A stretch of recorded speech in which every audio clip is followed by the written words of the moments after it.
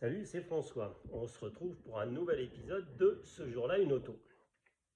Et vous avez compris que je vais parler de la Queen.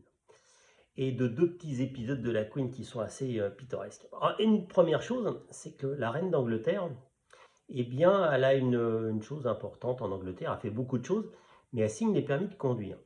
Ce qui veut dire que la reine d'Angleterre, elle n'a pas le permis. Parce que comme c'est elle qui les décerne, elle s'est dit, je ne vais quand même pas me signer un truc à mon nom et m'emmerder. Donc elle a le permis, mais elle n'a pas le permis. Et pour dire aussi qu'elle est très experte en conduite, on y reviendra, il est raconté que les deux gamins de Diana, ils ont appris à conduire avec la reine d'Angleterre, et donc qui était devenue officiellement instructrice au permis de conduire, toujours sans avoir son permis. Donc ça, c'est quand même quelque chose d'exceptionnel. Pour compléter aussi sur l'aspect immatriculation aux voitures de la reine d'Angleterre, précision utile, la reine d'Angleterre, ces voitures, elles ne sont pas immatriculées. Parce que pareil, ça la dérange un peu. Comme c'est elle qui détient tous les droits pour les immatriculations, on va pas s'emmerder. Elle a commencé à faire une plaque personnalisée Queen 1, Queen 2. C'est pas une américaine. Elle roule comme ça. En particulier à Balmoral. Balmoral, c'est le domaine en Écosse où elle se balade et où il y a eu beaucoup de photos. On la voit avec un Defender ou avec un Range Rover se balader.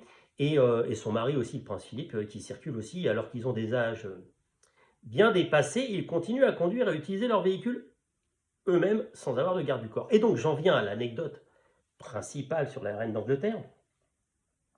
Elle accueille, je ne sais plus la date exacte, le futur héritier d'Arabie Saoudite, Abdullah, discute et elle l'accueille, elle l'invite à aller à Balmoral. Ils se retrouvent à Balmoral et à un moment, la discussion venant, elle propose de faire un tour du domaine.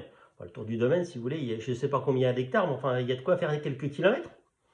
Et Abdullah accepte, Abdullah sort, s'installe et se met côté passager. Bon prince, voilà. Enfin, si je puis me permettre d'ailleurs, bon prince. Et en se disant que Mémé elle va monter derrière avec les gardes du corps ou avec le... Et manque de bol, c'est la Queen qui prend le volant, qui prend ses petites mitaines, qui démarre, et puis à la planche, et qui roule. Notre ami Abdullah deviendra à peu près blanc comme son fichu, je ne dis plus le terme, excusez-moi, mais en tout cas la coiffe qu'il a blanche sur la tête, et s'en souviendra toute sa vie en disant que c'est une grosse dingue et qu'elle roule comme une folle. Et puis elle, c'était sa petite victoire aussi par rapport au fait que, je vous rappelle qu'en Arabie Saoudite, les femmes, ça ne fait que très peu de temps qu'elles peuvent conduire. Donc je pense qu'il y avait une petite idée comme ça. Et ce qui a précisé par rapport à la capacité de conduite de la reine d'Angleterre, c'est qu'elle elle était ambulancière pendant la Deuxième Guerre mondiale officiellement. Et donc elle conduisait des ambulances.